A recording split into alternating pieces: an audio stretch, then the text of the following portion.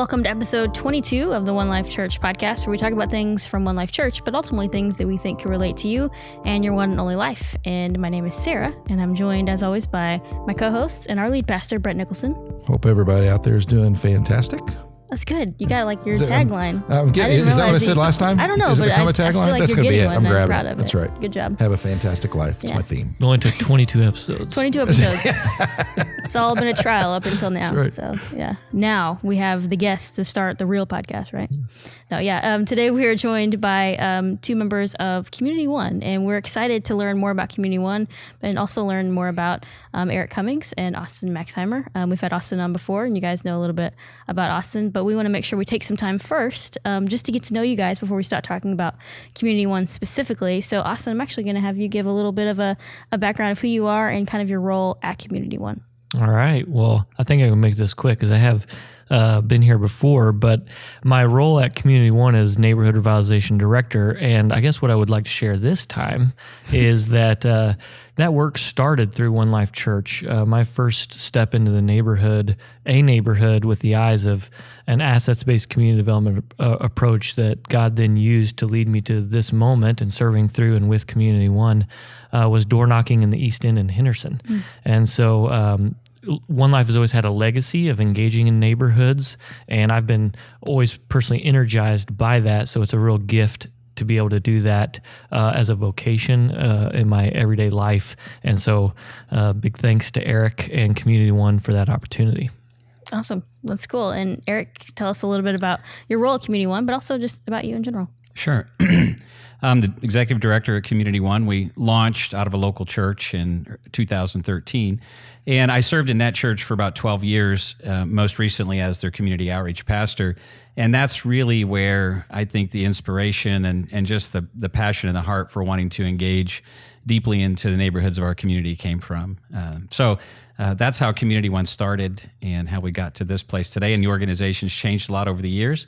It's great to have Austin and others on the team now really, making a push into some of the most marginalized places in our city. Awesome. And then, so we definitely want to learn more about Community One. Like if someone's never heard of Community One, if they said, oh, I've never heard that before, how would you describe what Community One is and what you do? That's a great question. Something I should be able to do as a director is do that very quickly, right? We kind of took that for granted. Right. We asked you here today. I think really Community One serves different populations in different ways. I think originally our heart was to grow to be a mobilization organization for the church and for Christ followers, helping people who are equipped and commanded to go in love to find the people who need that love and to make those connections to one another. So helping the church mobilize, helping people of faith. And then the other side, those marginalized people in our community who genuinely need help. And those that have been kind of left by the side of the road, those that are experiencing poverty, those that are living in situations that are very difficult. How do we bring these two populations of people together to build God's kingdom, to love our neighbors as ourselves, and to make a difference? So those are really, you get to the core of what Community One is. It's really just this platform for bringing those two groups of people together. Excellent. Now, a couple follow-up things I'd like to ask is, one, I'll give you a little bit of a head start as concrete example here in a moment, but I would like to kind of take back, you'd said that you were the community outreach pastor at a church, and then you decided to do this thing called Community One, and I'm very interested in where that came from. Like, what's the history of that in your own head? Because the thing had to start as just a picture in your head. I want to do something that brings these two groups together. What was that? Can you kind of enlighten us on that? Yeah, I think there were two parallel things happened. The first was when I landed in that role during a leadership change-up, I really didn't know how to approach that. Matter of fact, it was a role I didn't know if I even really wanted because I didn't know what to do with it. But given permission to kind of clean sheet, start over, really go back to Scripture and ask the questions, what are we supposed to be doing as God's church in our community, and how are we supposed to be impacting the lives of people who need us? And so through that process, over the period of a few years, we built new educational programs, implemented van tours in the city, started building out our partnerships and realigning partnerships for impact. And then we stepped into a parallel process that was going on, was the Glenwood Neighborhood Redevelopment Initiative, which was happening in the Glenwood neighborhood. And we felt that even though we had great partnerships and great connectivity to what was happening through our partners in the city, we were really missing this life-on-life connection between our people, our church, the Christ followers that we were engaged with, and people directly in the places where they lived in neighborhoods. And there's a lot of great partners doing things that bring constituents to their buildings or bring them into services. But there were very few people that were kind of focused on mobilizing people to the places where people live, their most intimate space, into their homes, into their very neighborhoods. And we saw how through neighborhood revitalization, we could start to connect our people to the lives of people who were not only far from God, but had great needs as well. And so as we begin to see that, that's where this idea of how do we engage a local school? How do we engage in very big issues like housing and other things where there aren't resources and people, but yet the church could, at its best, make a huge difference in those areas. So this idea of figuring out how to do this mobilization, that's where the seed of this began. And over time, as we learned more and participated more, what we really started to realize was, this is really great to invest in mobilizing and getting our church connected to the community, but all churches should have the resources and opportunities and help in mobilizing into these populations as well. So this idea came to, why don't we just kind of create this other entity, set it out aside from the church, and then let it be a platform for all churches and all Christians, people of faith, and then even to the extent anybody who wanted to make a difference in our community could take advantage of this nonprofit Christian organization that would help them mobilize. And that's how Community One was born. The fact that I ended up going out the door with it wasn't planned originally. We kind of got to one place in the development, and it's really tempting to explore that comment. But that's probably gets into territory. They invited me to leave with it. Yeah, hey, you've got this thing, just go with it. But we had a terrific team, and we had just a really great board that was all internal. A lot of things happening inside the church. But when we decided it's time to kind of send this thing out, we realized we needed a leader. And I think God has equipped me through my own life and business and ministry things up to that point where I really felt that it would be appropriate and it was really the calling that God was asking me to kind of go with this thing. And so I threw my name in the hat. Long story short, I went with it. And so Community One was launched in 2013 as this mobilization platform to help not only our church, but all churches and anybody who wanted to be engaged in this type of city building work to do it through Community One. The other part of the question was like as you've gone through and you put it together, like you come to this place as a leader. If you had a picture in your head, you had a vision for something, but then every now and then you'll get an occasion or an event or an experience that says, we're doing what I pictured doing. I mean, I'm sure there's lots of those, but does something stand out where we say, this is us in our zone? I think that's just, there are so many. I mean, it could be as simple as watching somebody coach a simple project to help somebody with a simple home repair, pray with that person, just experience this moment of, wow, this person needed help and I helped them because I love Jesus and it just made a difference in their life. People walk away from that experience feeling loved if they're the recipient of that. And on the other side of that, people walk away from that saying, God has used who I am as a person to love somebody else.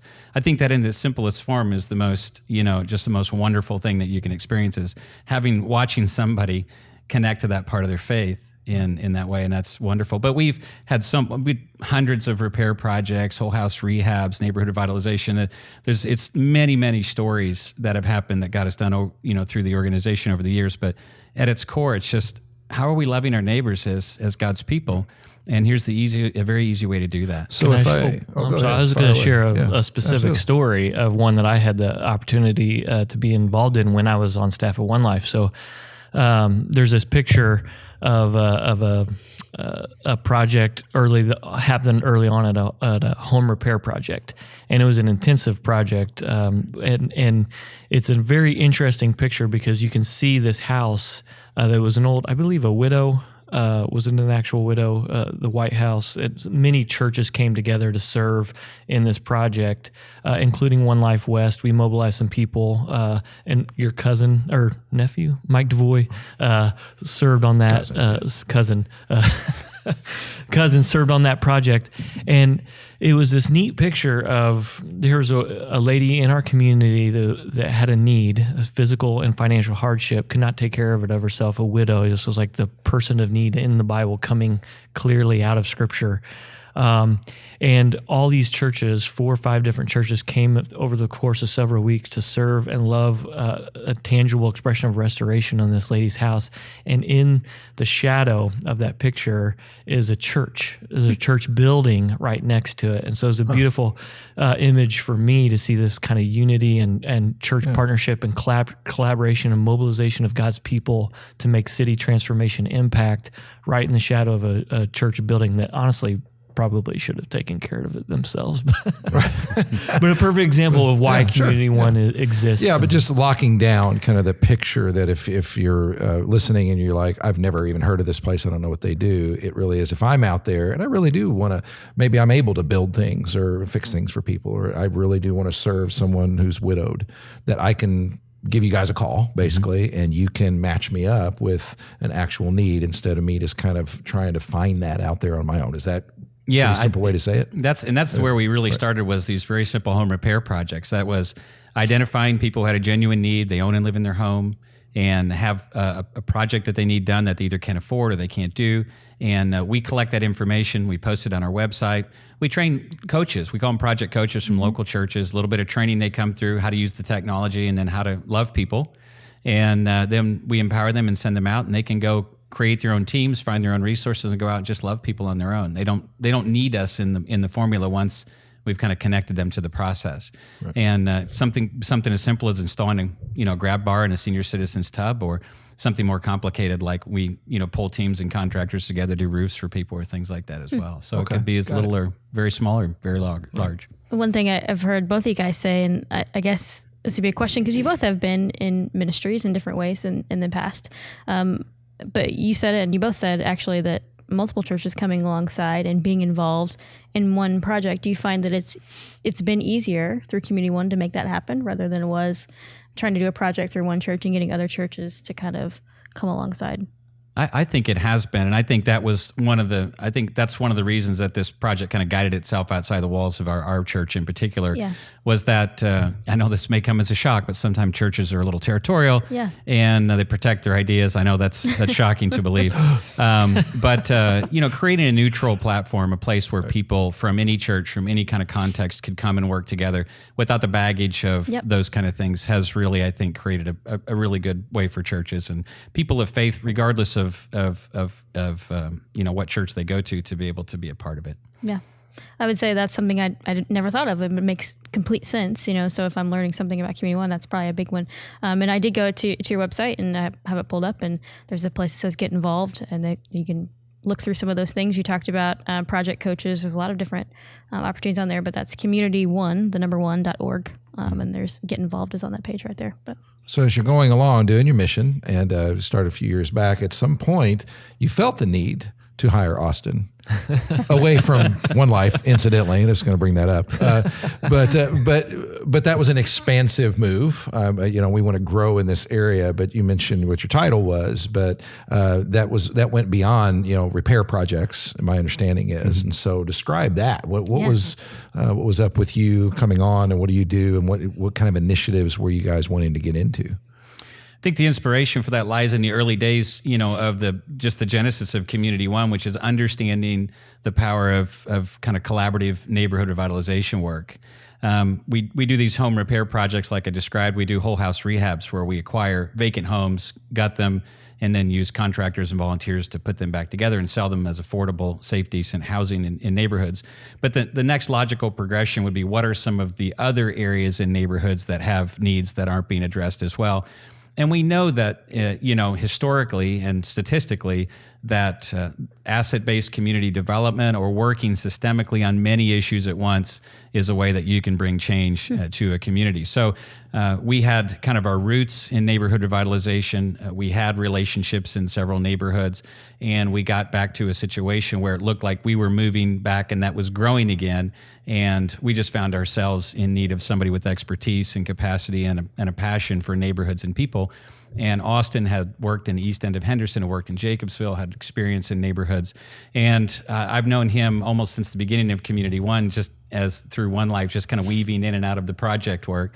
And when we had this opportunity, he was the first guy that came to mind. And matter of fact, Austin worked with us on some of our early listening sessions in the neighborhood we're currently working in. And as a volunteer, he volunteered his time to do that.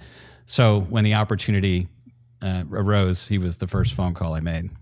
Yeah, there was this early picture, I think it's 2011 or 12, where I just found recently on our Engage Henderson site. And I'm wearing a Community One shirt, standing behind a Community One table in the east end of Henderson. And so there was always this connection with Community One of a heart similar that Eric and I have of seeing the people of God mobilized into the mission of God and making real transformative, deep impact. And so when I was on staff at Community One, at One Life, I always saw Community One as a vehicle for our small groups, as a way to go from the couch to the community and to impact life on life, deliverance of the good news of Jesus. And so we have always had that connection. But when it was time to move into neighborhoods, when it kind of clicked into place for Eric of how it all fit together with one home, one block, and one neighborhood at a time, that's when the opportunity to come in and do that full time, and to devote full time energy into that was exciting, because I don't know anything about construction, like with you at our construction sites at One Life. I got the broom. I got the broom. Always got to have a broom guy. Yeah, so, it's me. So I don't know anything about that, but the idea of seeing people in disinvested neighborhoods, not as people of need, but people of infinite worth and inherent dignity. That's kind of the stuff. And then drawing that out of them and helping to reorient their lives by holistically restoring them, and having their identity change as not people in that neighborhood, but as that we can be change makers, and then helping expand their networking and resourcing. That is just where it's at for me. And so it was a great opportunity to step into that work. And we've been doing it in TP Park neighborhoods specifically for the last about 18 months. Yeah, there's some things I don't want to take for granted. Again, as some people who are listening to this may never even heard of these things or what you guys do, or even when you say neighborhood development and all those things, kind of paint a simple picture of, okay, you're in TP Park, and what that process looked like and the kinds of things you do in kind of big block summary form, so somebody would go, oh, okay, that's really cool, that's going on. Yeah, so it can get very intensive in explanation. So to simplify it down, the easiest way is language actually that's been in part of Engage in One Life from the very beginning, and it's just listen, align, act, measure, and then repeat. And just put that on a loop and do it until the quality of life of people in disinvested or under-resourced neighborhoods, until that begins to change. And it's about activating the people that live there to be the change makers themselves. There's a great quote that I use all the time, found when I was doing my research for the dissertation, and it said, if change is done to you, you experience it as violence. But if you are the agent of change, you experience it as liberation. So this idea that if change is happening to you, it just feels like someone's doing it to you and you almost feel helpless. Whereas if you're the one who's making the change in your neighborhood, in your area, you'll see yourself, you'll see that as freedom. And I really think that's an important principle. But this idea of listen, align, act, we want to go in and listen to neighbors, value them as human beings, believe that they're the experts in the communities that they live in, come in as a posture as a learner. But then we need to align between best practices and all the things that are out there, and networks and resources and services that are in our community, align those so that we're making real impact in people's lives. And then we move towards action. And there's a tendency in the church world to act first. We see a need, we act. Right. And that's a good impulse. That's because we desire to share Christ's love with the world, but we don't realize that sometimes we can do damage to people through that process. And so acting comes at the end, after we've listened, after we've aligned, then we can move towards action. And then the important part of measurement that brings accountability. And then you just keep repeating the process as long as you're needed and invited into that work. Right. Well, Well said. Yeah, it's a lot of detail, but you said it. Well, we didn't even get into the detail. Okay, we didn't get it, but we got our quote. I can't say it, that Liberty one, that experience it in violence. We got to go back and listen to that one. I like that one. I'm gonna grab that. That'll be our advertising I stole it off someone. We're gonna put that on Twitter. That's good. And so, one of the main takeaways there is that it's not just going in and doing something for people by any means is what you're doing Community One. You're going in, and I love listening and I've seen you guys doing some Facebook Lives just in TP Park, just doing like hey, here's this neighborhood meeting, and you're sitting there, you're part of the conversation. And that seems to be really the first step in just kind of getting to know what's going on. Like if you don't know these people, you don't know their stories, how can you get in there to help them help themselves, right? Yeah, that's exactly right. Now, as you've done this kind of work, what are some of the things that you wish everybody in Evansville knew? As we talk about building a great city, and first of all, I want everybody to know that it's happening. Most people don't know that part. But what are some of the things that you've observed, you've experienced, that you've learned along the way that you think, man, I wish everybody kind of knew this about whether it's under-resourced neighborhoods or those who are struggling in those things? I'll take a shot. I'll do. I think there's quite a few, but one I would say is understanding posture. And that kind of goes along with this idea how we view engaging people as the church. We make a lot of investment in our global missions community in the way that we engage people in other countries. We don't just get on a jet and fly over and step off and say, hey, be like us. We do formation, and we learn about culture and language and history and all of these things. And we go respectfully to places bearing the gospel, but also bearing the presence and work of Christ. So why should it be different in our own community? The posture of engaging people is not that we know what's right and we've been called to make them like us. Jesus doesn't call us to make people middle class, kind of suburbanites. Jesus calls us to bring the good news of the gospel and to love people as we love ourselves, and to let him do what he will do through that work.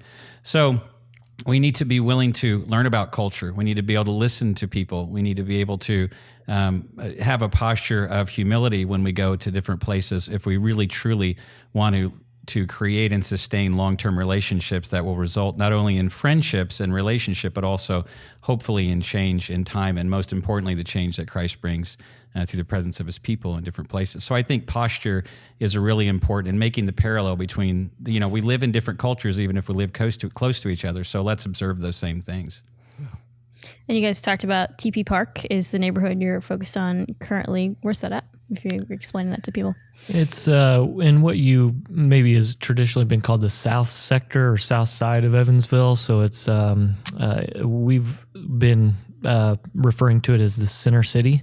So it's this collection of neighborhoods that you may have heard about: Goosetown, TP Park, Aiken Park, Baird Park, Culver, Glenwood, that kind of sits in between downtown 41, the Lloyd, and then the south, running out of the city.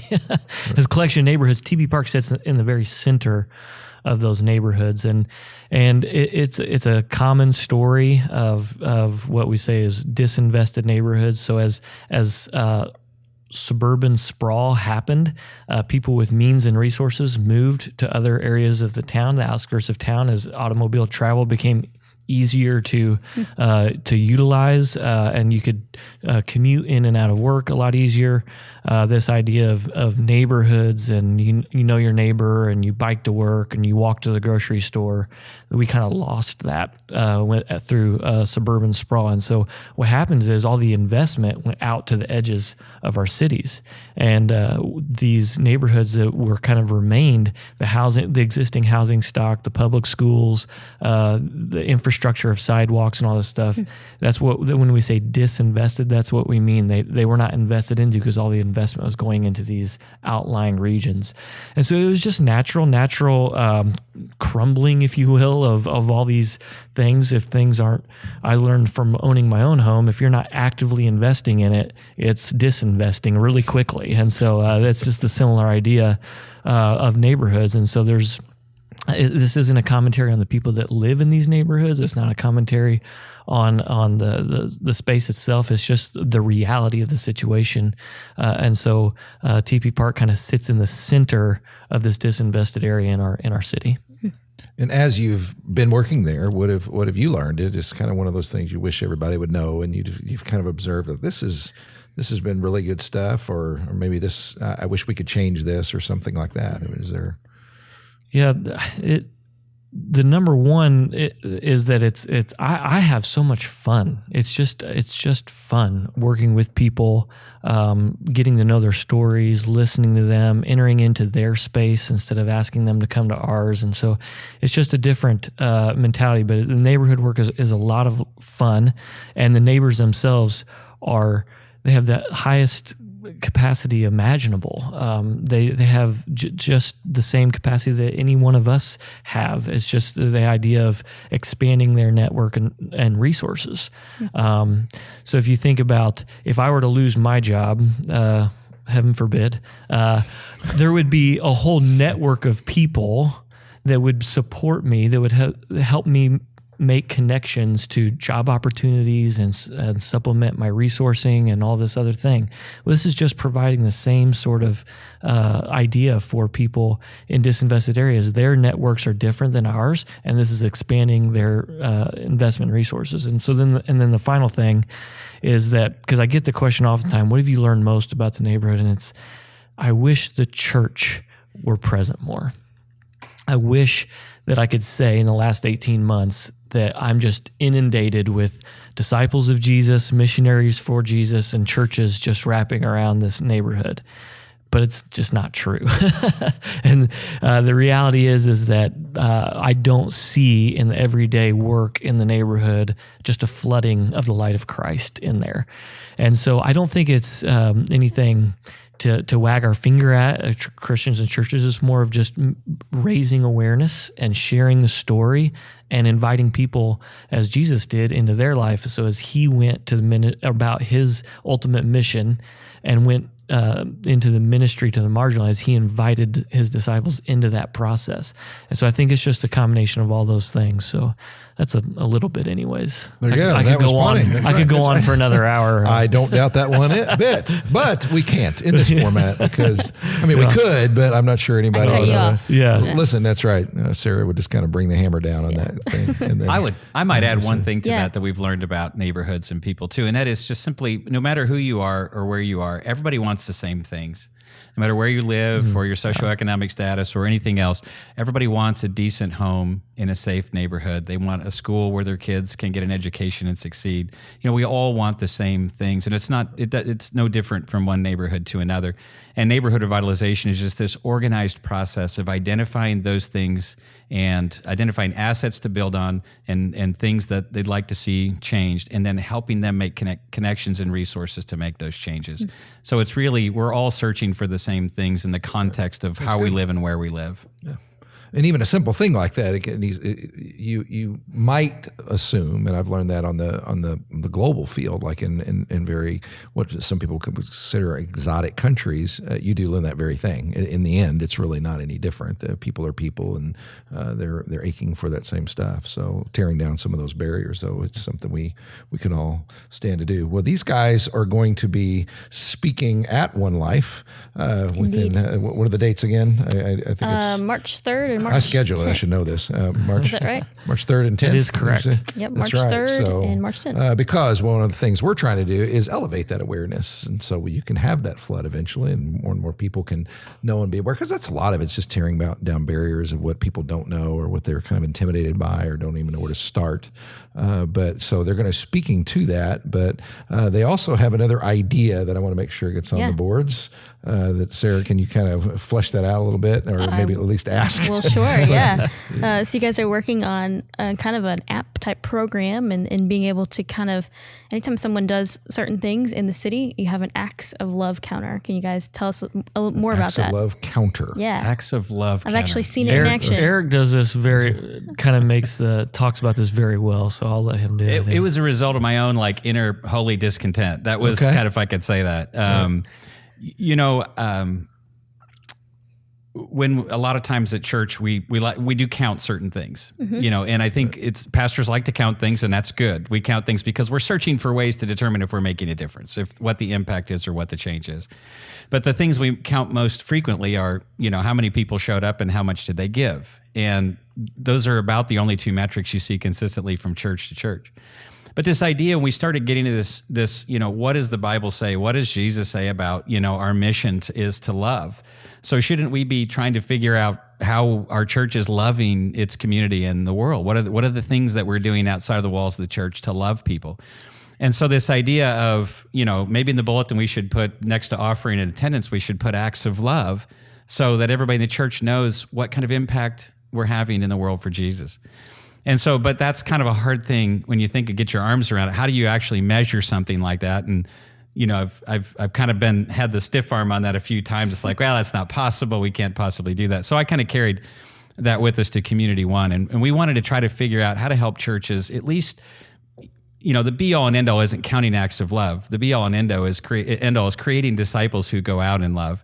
But if we could help to create a movement of love and understand what's happening as a result of our church in the community, it might start to get some activity and some momentum around that idea. So we simply set out to make a web-based app, something you could access on your phone or your iPad or computer, where if you're out in the community and you do something out of your love for Jesus as an expression of love for somebody else, you could simply open it up, type in what you did, and hit send. And those would come together, and your church leaders would be able to not know who you are, but they'd be able to see the things that are happening and actually count over a period of time what's being done in the community as a result of the believers in a particular church. So we've got a piece of that up and running to prototype, and you guys have invited us to come in and talk a little bit about that and actually pilot it here with One Life with all three of your churches or three of the campuses. And so we're looking forward to doing that. We'll start that on March 3rd, kind of doing a message on, it's kind of like Love Your Neighbor too, because I know Ben Stewart was here a couple of weeks ago, gave a great message on loving your neighbor. And this might be taking that next step of what's the practical way to figure out how we start to... Yeah, Eric's going to count whether you did or not. It's good. It's kind of like taking an offering after an offering sermon. Right. It's pretty good. Go out and love. And so with hundreds of people at One Life, and when you come back with 4 acts of love, that'll show that's...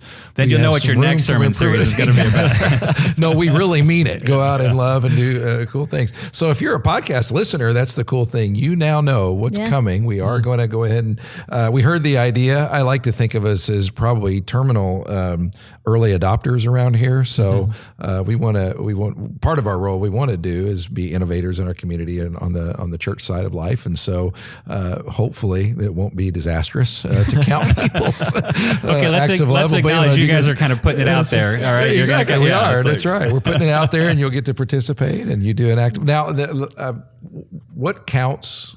I mean, seriously, because people are going to ask this. Yeah. I like to put myself in the seat of the average person. Right. When you say act of love, what do I get to put in there? If I give my wife like a little hug, or if I have to go do something through Community One, I mean, what qualifies? So I get 2 questions that are most common. The first is, well, what counts? The second is, what did the other church do? Because everybody's so competitive. I hadn't thought of that. What did the other guys do? Well, we know how Crossroads is doing. They're not doing it right now. So you guys. Like I said, we're piloting with you guys. Of course, so we've already won by default. That's good. We'll let you guys set the bar first. But no, so, what is an act of love? I think it's a good question. What is an act of love? What did Jesus say an act of love is? When he was asked about what that means, he told a story. He gives the parable of the Good Samaritan, and he painted a picture of what love looks like. Right. And from that parable, we can determine many things are acts of love. And we're not going to say what is and what isn't. It's in the heart of the person who's doing something. I think if you do something for someone else out of your heart and your love for Christ, then that's an act of love. Because it did say a cup of cold water. It's done in His name. If you're serving at a local nonprofit, that's an act of love. If you're motivated by acting in Jesus' name. Yeah. So, okay. I see 2 things from that. Like that one, obviously, I think you were showing me this at lunch the other day, and I was like, it's so amazing to be able to stand up and say, man, I don't know, 50 things happened here at our West Campus, people that are involved in our West Campus in this last month. That's amazing. But also being able to, if I'm the person putting it in, thinking about, man, I want to share that. Like, I want that idea going on in my mind of thinking and being aware that was an act of love. Because I think even your question is interesting, because some people don't even think about what they're doing as being an act of love, and they don't want to share that. So if it's anonymous, they get to still share that. And we think that's one of the real benefits of this thing, if it could catch on, is that it reorients your everyday life towards the mission of God. Yeah. And so your everyday activities, it's just being an awareness of that you are activated in every moment to be bearers, ambassadors in the kingdom, as Brett has been saying. And so as we go about where we live, work, and play, we can share the love of Christ into all those nooks and crannies of our life. In fact, we're the only ones that are sent into every one of those areas of our life, because we're the only ones having those experiences. And so we're literally the only ones that can bring the love of Christ into all those areas. And so it's just kind of reorienting their everyday life to that. Well, I can't wait. I think it's going to take off. I really do. We do too. Yeah, that's right. So we're going to set it up when these guys are here, and then at some point we'll kind of launch it out towards the end of the series and see how we do in competing against all the local churches. Yeah. We'll have bragging rights. We'll trash talk. It'll be amazing. Yeah. And there is a church unity thing to it. In all, I know this is joking, but in all seriousness, in the counter, there's a church side and a community side. And so as the church of Evansville, as God's church here in Evansville, we can see what all of our brothers and sisters from other congregations, how we're contributing together to bring the love of Christ to our city as we build a great city. That's right. That's where the music should swell right there. Yeah, we just end the podcast right there. But no, we are kind of coming to a time to kind of close up. Is there anything else that you guys, if you wanted people to know about Community One that you haven't got to say, I want to make sure you have an opportunity to say that before we kind of talk about how people can get connected. There's no end to the opportunities that you can have to engage with us as your local partner in the community pursuing this. But also, I want it to be as simple as we can. And so we've been, what we've been talking about, this Acts of Love counter, and we're seeing this neighboring initiative or neighboring movement that we're trying to help partner with churches on at Community One. It's as simple as neighboring where you are and neighboring where we're called. And neighboring where you are is where you are, where you live, work, and play. And neighboring where we're called is where we're called the people of God to the marginalized. That's always been our identity as a people. So kind of use the Brett takeaway here. If you hear nothing else, it's that. Just begin to engage with us in neighboring through the local church, and we will continue to be your partners in that and look forward to doing that. Yeah, I agree. Well said. And the only thing I would add is, we do offer these opportunities, which are very unique, I think, and that is just life on life stuff. We work on site in neighborhoods where people live, and that idea of coming in people's most kind of, their most sacred space, their homes, is a very unique opportunity. Even pastors don't really get that invitation much anymore. We have people that call us and say, will you come to my neighborhood? Will you come to my home? Will you be present where we are and help us? And I think that's very unique. And so if you're looking for ways to courageously step out of your comfort zone, to stretch a little bit and go to places where God calls us through his word and through his work, we're right there in the neighborhoods working with people. Awesome. And again, the best way for people to get connected if they want to get involved is the website. Is that correct? Through the website, volunteer at community1.org, and or through the website contact form, and we'll respond. And of course, social media. Courtney does a wonderful job sharing our story with large community through that. Yeah, you guys just posted a new video I saw last week. Yeah, the weatherman did that for us. Chris Weatherly, yeah. So that was awesome. Yeah, it was very cool. I think one of the things that I was interested in. The actual weatherman. Chris Weatherly. I call him weatherman. Yeah. It was really cool, though, seeing some of the information there in TB Park and seeing some of the homes. Like, oh, yeah, I know that area. I know those giant houses that you're like, I wonder what, there's stories from those houses that are interesting. So, yeah. Brett, anything else to add before we kind of close up? Just to keep tracking everybody, because we're getting into this. One of the reasons that we've been doing the series is just to make everybody aware. One of the main reasons, make everybody aware of things like Community One and the things that are going on, so you can engage with that. Because as we're just trying to raise the value in your own heart, beginning with your identity in Christ, and then your love for the church, and then your mission out in building a great city. That's what we're trying to make this as tangible as possible. By the end, we'll even be counting your acts of love. It doesn't get any more specific than that. It's going to be amazing. Wow. Yeah. Well, thank you guys so much for joining us, telling us more about Community One, and ultimately just thank you for the work that you're doing. I'm excited to learn more about all these amazing things going on in Evansville and in Henderson and our communities, but it's always fun to learn more about how they got started and what the impact they're having. So thank you guys. Thank you, Sarah. Thank you. Thanks, Brett. Thanks, guys. We'll see you next week.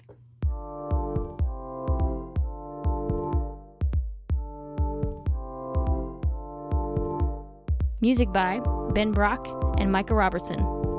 To find out more about One Life Church, you can visit onelifechurch.org. Or to contact us directly at the podcast, just email us at podcast@onelifechurch.org.